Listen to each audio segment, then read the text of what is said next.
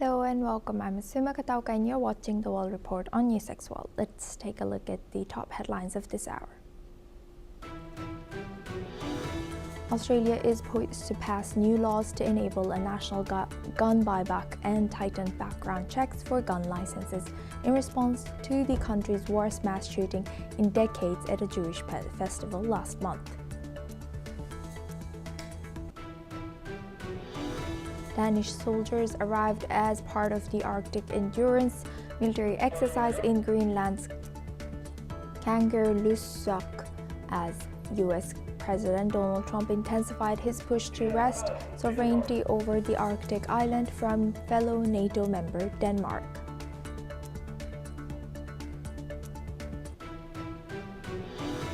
Hundreds of protesters take to the streets in Atlanta to mark Dr. Martin Luther King Day and call attention to what they see as ongoing social injustices and Trump's anti-immigrant crackdown. US President Donald Trump and Syrian President Ahmed al-Sharaa held a phone call where US has shown support to Syria's territorial unity, protect Kurdish rights within the Syrian state, while both expressed a shared vision for Syria. Meanwhile, the Gulf Cooperation Council and Turkish President Recep Tayyip Erdogan called the move essential. Jordan's Deputy Prime Minister and Foreign Minister Ayman Safadi held a separate phone call with Saudi Foreign Minister Prince Faisal bin Farhan and Turkish Foreign Minister Hakan Fidan to discuss regional developments including the situation in Gaza and to strengthen coordination. The talk comes amid ongoing regional tensions.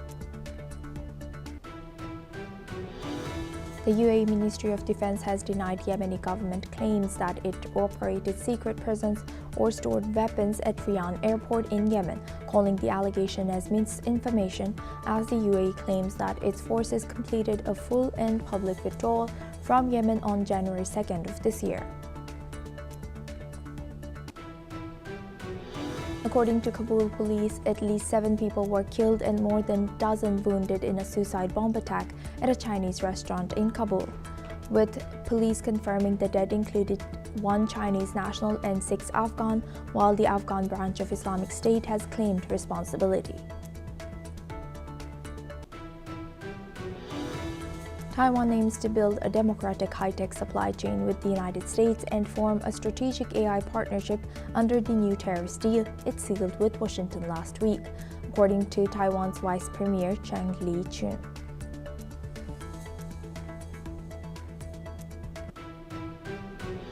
Now we start with Greenland. The future of Greenland is becoming a contentious issue, with Hungary opposing EU's involvement.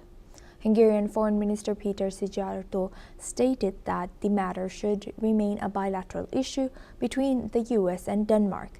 His comments come as US President Donald Trump continues his push for Greenland sovereignty despite Denmark's opposition. Danish Foreign Minister Lars Løkke Rasmussen has emphasized the need for private discussions, urging that the public escalation be halted. Let's listen into what he has shared. Vi mener ret meget opbakning for alle vores allierede. Og der er det jo rigtig, rigtig vigtigt, at alle os, der tror på international retsorden, får sagt fra. Altså for at vise Trump, at den her vej kan du ikke komme længere nedad. Altså glem det. Altså vi lever i 2026, man kan handle mellem mennesker, men man kan ikke handle med mennesker. Og den regel står, så glem den vej. Fordi der er ikke russiske og kinesiske statsskibe all over the place. Og Danmark har sammen med Grønland holdt kinesiske investeringer ude. Fordi det handler jo om at få sendt det signal til den amerikanske præsident. Den her linje kan du ikke komme til at krydse.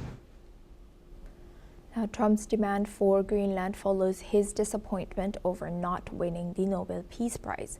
Linking the issue to his broader political frustrations, his actions have raised concerns about a potential trade war with Europe as the dispute risks further straining of NATO. Already under pressure from the ongoing war in Ukraine and disagreements over defense spending, the EU may soon consider countermeasures, while Denmark insists that international law should guide the resolution of this dispute. Now for this discussion, we welcome Mr. Matthew Vadam. He's a journalist, joins us live from Washington, D.C. Thank you very much, Mr. Radom, for joining us again. Good to see you. Good to see you. Thank you. Now, looking at this, what is the latest in Greenland and US and EU role? Well, the latest is that the European Union countries continue to push back against Donald Trump's statement that he plans to levy tariffs on 8 countries that he associates with opposing his effort to take over for the U.S. to take over Greenland. That he wants to impose tariffs on them on February the 1st, and then the tariffs would go up a few months later. The foreign minister of Hungary said that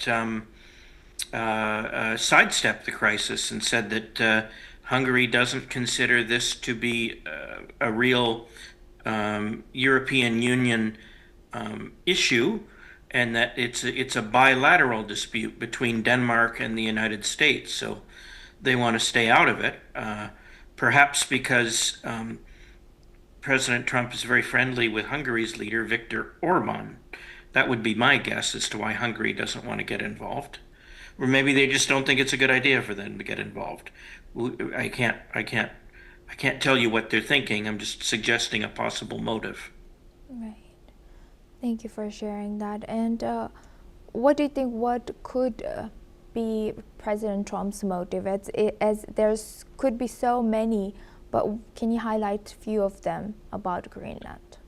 Well, President Trump thinks that the United States needs Greenland for national security purposes, and I think that that's a pretty good argument that it does, but that it does need Greenland for national security reasons. But the fact remains that the United States and Denmark already have a treaty in which Denmark is technically the sovereign; it's their territory, but the United States already agrees to defend it. So the United States can add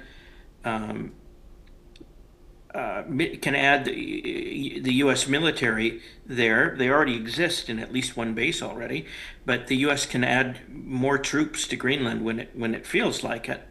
But the U.S. wants more control, and presumably the idea is to pressure the Danes into letting the United States have greater control over Greenland, perhaps so that the American companies can go in and extract valuable minerals like rare earths that are expected to be present in Greenland. So that's those are the foreign policy and like U.S. National security justifications. A theory I've heard recently is that and I think it's not a bad theory, is that President Trump fancies himself as a master deal maker. This is the author of the best-selling book, The Art of the Deal, and he wants to be responsible for the biggest land deal in American history, bigger than Alaska and bigger than the Louisiana Purchase, involving more square miles. So, he's a real estate developer. So that actually makes, I don't think there's any evidence to substantiate the theory, but I think it's a pretty good one. He wants to be regarded in history as America's greatest deal maker, America's greatest real estate developer. It could be as simple as that. Yeah. Thank you for highlighting that, Mr. Radom. Please stay with us as we come back to you for our next discussion as well. Now, focusing on to the World Economic Forum. The World Economic Forum in Davos has begun with over 3,000 delegates from 130 countries in attendance, including 64 heads of state and government. However, Borge Brente, the president of the World Economic Forum, has hailed the moment as historic, acknowledging both uncertainty and opportunity as global leaders gather. Meanwhile, the event's agenda has been overshadowed by U.S. President Donald Trump's controversial policy moves, including his demands for the U.S. to take over Greenland. As European leaders take center stage, protests have erupted outside, with Amnesty International accusing European governments of appeasing global strong men like Trump and Putin. Let's listen into what the president of World Economic Forum has shared. We're really honored to have you join us at the start of such an important week. A week that promises to be both enriching and transformative, and comes at a historic moment as our world undergoes profound changes. It's a moment of uncertainty, but also possibility. Not a moment to retreat, but a moment to rise. Isn't this moment also when dialogue is not a luxury, but really a necessity? There's no way we can move the world forward without starting to speaking with each other. This year's theme, A Spirit of Dialogue, captures the essence of our mission. I envision the 3,000 participants here in Davos working in concert to drive positive change, and I count on each of you. Now for this discussion, we welcome back Mr. Matthew Vadam. Also, we welcome Dr. Asta Chada. She is joining us from Kyoto, Japan. First, I'd like to go to Dr. Chada for my first question. And thank you once again for joining us. Dr. Chada, how should global leaders interpret this mix of uncertainty that's highlighted in, the World Economic Forum's head? We just heard him speak, and then this opportunity highlighted also by the World Economic Forum's president of this year. Well, thank you for having me here to discuss this topic. Asuma, look, that they are highlighting on one hand the fact that there is spirit of dialogue, which means there is a point of convergence of interests for all parties involved, whether we're talking about states or we're talking about international organizations or we're talking about businesses. All of them should prioritize the fact that there is an interconnectedness. When we're talking about a contested world order, there needs to be establishment of trust. There is a shift of alliances. There is a move towards multipolarity. So those new realities should be taken into account. The fact that for a very long time, the top 1% have occupied a larger percent of the global wealth, that needs to be addressed. So there needs to be an investment on people, investment on their quality of living, investment on the understanding of planetary boundaries, the fact that we have to talk about climate change. We need to talk about newer technologies, deployment of AI, quantum computing, and all of these should be projected or they should be employed or instrumentalized in a way that helps in reskilling of people, helps in empowering them in one way or another. And that is not possible, unless there is a consensus in the global leadership. And no longer are we talking only about countries and sovereign states. We are talking about big businesses. We will see a presence of big companies. We'll see presence of international organizations. So all of them need to converge, bring together different ideas. And I think World Economic Forum has stood out for that, as a priority, which is why when we see world leaders who are attending this, and I'm talking about people from several leaders from Europe, we're talking about President Donald Trump. He says he will be coming with a big delegation. I think that is the objective there, to come and discuss and have a dialogue, even if there might not be a complete overlap of interest or agreement on every point that they want to discuss. Similarly, the ones that are missing out, we will probably not see leadership from India, China, or for the current political reasons from Iran or even from Brazil attending. So when the entire BRICS leadership is not attending, does not mean they will not be sending in their delegations. They also will be sending very important people that can speak for the nation and that can have that kind of a dialogue. So I look at this event this year to be, again, along with the theme that they have picked, to be of utmost importance, that allows the tabling of differences of views, but at the same time hoping, since it's just started, we are hoping that they can reach some sort of a convergence in terms of how one to accept that there are interconnected priorities, the fact that a seclusion related or inward looking policy on any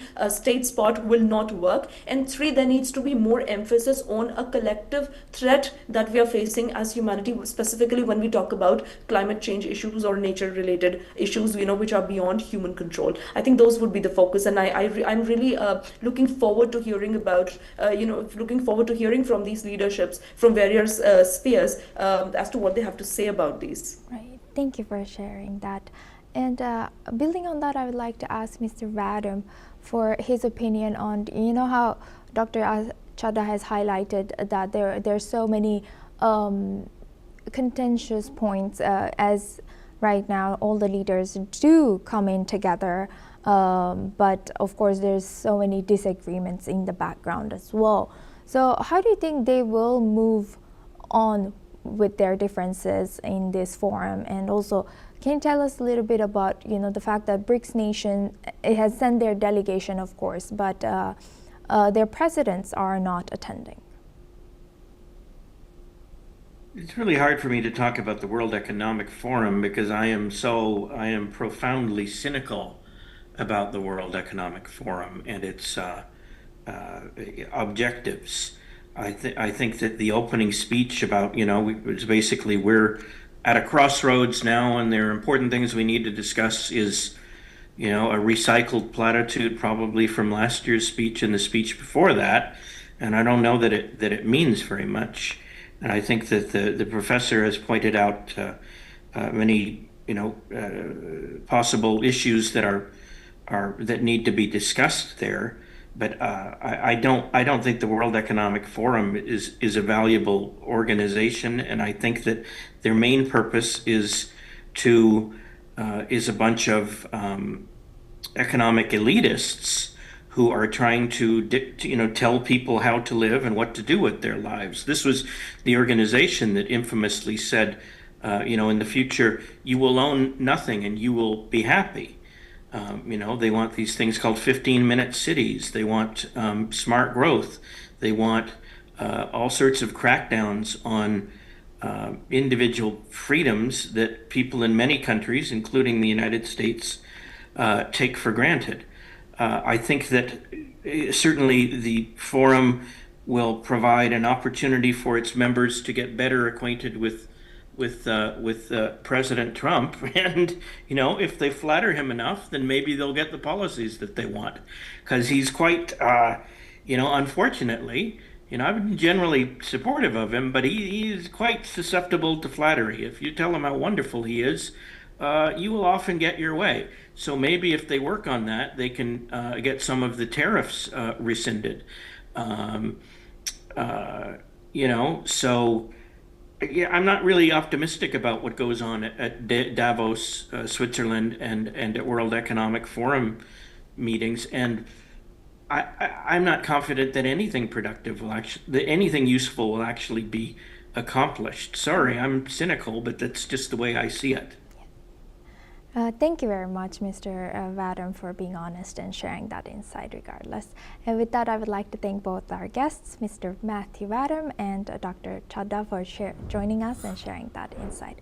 We have a breaking news coming in from Australia. Australia's lower house has passed tough new gun control laws in response to the Bondi beach mass shooting, which claimed 15 lives last month. The bill has been passed by a 96-45 vote, includes a national gun buyback scheme and stricter background checks for firearm licenses. Meanwhile, Home Affairs Minister Tony Burke has called the attack a tragedy.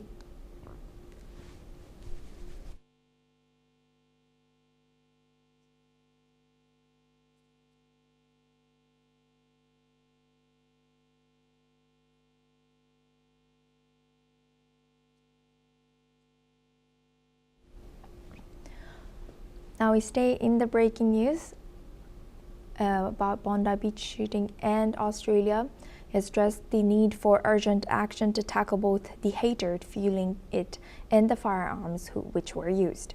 The legislation will now move to the Senate, where it is expected to pass with support from the Greens Party. However, the bill faced opposition from the Conservative Liberal National Coalition. Let's listen into what the Home Affairs Minister of Australia has shared. The terrorists who killed 15 people on that horrible day had hate in their hearts and guns in their hands. The tragic events at Bondi demand a comprehensive response from government. As a government, we must do everything we can to counter both the motivation and the method. We must deal with the motivation of hatred and the method, the firearms that the attackers used to devastate so many lives. This bill delivers on the government's commitment to address the methods of that attack. The bill forms part of a comprehensive package of reforms. The sheer number of firearms currently circulating within the Australian community is unsustainable. Research last year highlights over 2,000 firearms are stolen or diverted to the illicit market every year. That's roughly one firearm every 4 hours. The fewer legal firearms in the community, the less opportunity there is for them to fall into the wrong hands, including potential violent extremists and serious organised criminals. Now we move on to Turkey and Iran. Turkish President Recep Tayyip Erdogan has said that he hoped the Iranian government would overcome what he called a period filled with traps. Through dialogue and diplomacy, Erdogan has added that Turkey was closely following the scenarios intended to be written on the streets after Iran's worst domestic unrest since the 1979 Islamic Revolution. He has also said that Turkey is ready to do whatever necessary to help reduce the tensions. Let's listen into what Erdogan has shared. Sokaklar üzerinden yazılmak istenen senaryoları hepimiz takip ediyoruz. Diyaloğu ve diplomasiyi önceleyen ince bir siyasetle İranlı kardeşlerimiz tuzaklarla dolu bu dönemi inşallah geride bırakacaklarına inanıyoruz. Biz barışı ve istikrarı merkeze alan dış politikamızla bölgemizi belirsizliğe sürükleme riski olan her türlü girişimin karşısında durmayı sürdüreceğiz. Now for this discussion, we welcome back Dr. Asta Chada. She's Associate Professor of International Relations, joins us live from Kyoto. Thank you very much, Dr. Chada, for staying with us. Now looking at this, what is Turkey's role in this and also in the Iran and US and Israel role that we saw for the past 2 weeks especially, and how significant is Erdogan's reference to scenarios intended to be written on the streets? What is he suggesting over here? Thank you, Asma, for welcoming me again to your wonderful platform. I mean, we need to understand that Iranian protests, specifically, we're talking about the events that have escalated in January 2026. They represent a very long period of discontent amongst the people who were unhappy with the regime for several other kinds of crackdowns, but the worst of them being the economic grievance that went unchecked, unaddressed for a very long time. And that turned very quickly into the kind of backlash we are seeing against the entire regime. And now open sort of grievances coming out with regard to use of force, human rights violations, so on and so forth. And now the fact that how they are cracking down on the protesters as well. This poses, and we've heard earlier, certain voices, civil society voices from within Iran. We've heard of it from the United States. We've heard the kind of responses that the other countries are giving, specifically in Europe and the Western world. So Iran seems to be responding to this through an internal escalation. By either saying that they're going to crack down very violently on these protesters, or the fact that they blame entirely the United States and its allies for inciting unrest within its own borders. Now, Turkey features within all of this, scenario as one of those states that has a lot of political and a lot of economic stake in the peace that happens in Iran. And that is why we see a lot of, words regarding strategic restraint and talk of diplomacy and dialogue coming out of Turkey and its leadership, because they are really very concerned about preventing a yet another Syria-style collapse that could occur if the Iranian regime were to fall. Let's not forget that Turkey does share a very long border with Iran, and the Turkish leadership is fearful that if Iranian state were to collapse or go into a state of very long drawn civil war sort of a situation, it would impact Turkey through the influx of immigrants. It would impact Turkey economically directly for its energy security, and economy is again one thing that probably Turkey would not be able to address very well within its own borders. That's one. Two, Turkey remains very skeptical of international meddling or international intervention into Iran's domestic affairs. And we see Turkey has clearly warned United States against doing any such thing. Turkey has consistently stayed against the Israelis. When we saw the Israel-Hamas conflict take place, it does not want Iran to turn into a proxy space for any such conflict that US wants to escalate in the Middle East or in Iraq or Syria. Much like those conflicts, Turkey does not want that repeating in case of Iran, specifically because the danger is too close to its own borders. And lastly, and this is not a very direct reference to Turkey being very active as an intermediary, but I feel that Turkey is trying to position itself once again as an impartial intermediary, how much soever skeptical I might be of Turkey's position there. But there is a very specific messaging that Turkish leadership is doing there with regard to genuine grievances, economic hardships that are worldwide that are happening. So they're acknowledging that the Iranian protesters are probably not, acting out of pure malice, but they're trying to balance it very strategically by accusing foreign involvement and engagement, specifically use of media or foreign, any sort of medium to incite violence. That is very careful wording coming out of Turkey, which in a way dilutes the economic woes of the people within Iran.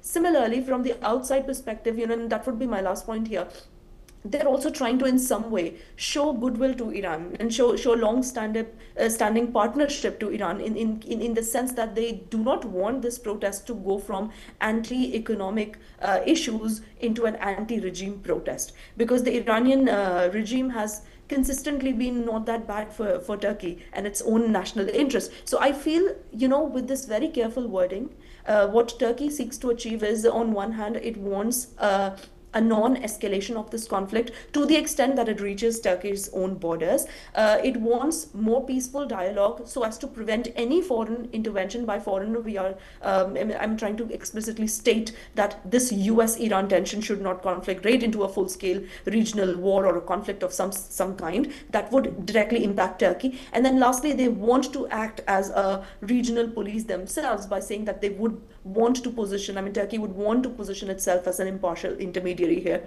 Though again, that remains very, very in a big question mark as to, apart from all the goodwill that Turkey wants to in some way communicate to Iran, yes, can or is Turkey really in that position to be an impartial intermediary here, given the nature of, questions and complaints the protesters have. And lastly, very quickly mentioning this again, apart from all the economic, interests that Turkey has, apart from all the security-related or domestic security or politics-related grievances that Turkey has not yet, spoken very clearly about how it looks at the human rights issue of what is happening inside Iran as a result of these protests. So it's strategic silence, the fact that it wants to position itself as such in the international space as one state that remains largely neutral. I think those are the positionings that Turkey is making, and in a very well calculated way. At the same time, is Turkish side, or is Turkey, let's say, capable enough to facilitate that kind of a dialogue? I don't know. I don't see them having been that capable in that sense. Specifically, look at the kind of polarization that is happening within the US-Iran tension now, that it's the 22nd day since the Trump administration has been saying that they are closely looking at the Iranian situation and they're going to intervene at some point. We don't know if they're really going to intervene at all. But that statement in itself continues to maintain sort of, the swords are hanging on the Iranian regime in that sense that they will need to address it at some point. So, again, I wouldn't read too much into what Turkey is saying as its own positioning. What I do see, however, is Turkey being very concerned about energy security, Turkey being very concerned about its own domestic politics, whether it's about Kurdish reawakening movement or separatist movement that could flood into Turkey, as well as the immigration issue. Thank you very much, Dr. Chadha, for sharing that insight with us on NewsX World. Now we move the focus on to Bulgaria. Bulgarian President Rumen Radev has announced that he will be resigning from his post, triggering speculation he may form his own political party ahead of upcoming parliamentary elections. Radev is expected to submit his resignation to the Constitutional Court tomorrow, with Vice President Elena Yotova temporarily taking over until presidential elections in November. Radev, whose tenure has seen criticism over Bulgaria's Euro adoption and pro-Kremlin positions on Ukraine, aims to influence national politics and tackle graft in one of the EU's poorest countries. This comes as Bulgaria faces its 8th parliamentary election in just 4 years amid ongoing political instability. Let's listen in. Утре ще депозирам своята оставка от поста президент на Република България. Днешната политическа класа предаде надеждите на българите в компромиси с олигархията. 2/3 вече не гласуват и е нужен нов обществен договор. Нашата демокрация няма да оцелее, ако я оставим на корупционери, съглашатели и екстремисти. Тя зависи от личната ангажираност на всеки от нас. Now we move on to Australia. Australian police are investigating the death of a 19-year-old Canadian tourist found on K'gari, formerly also known as Fraser Island. Her body was discovered near the Maheno wreck, surrounded by a small pack of dingoes. The woman had been swimming early in the morning when 2 passers-by found her and alerted emergency services. Queensland Police Inspector Paul Algie stated that the investigations will explore whether she drowned or was attacked, with all possibilities being considered.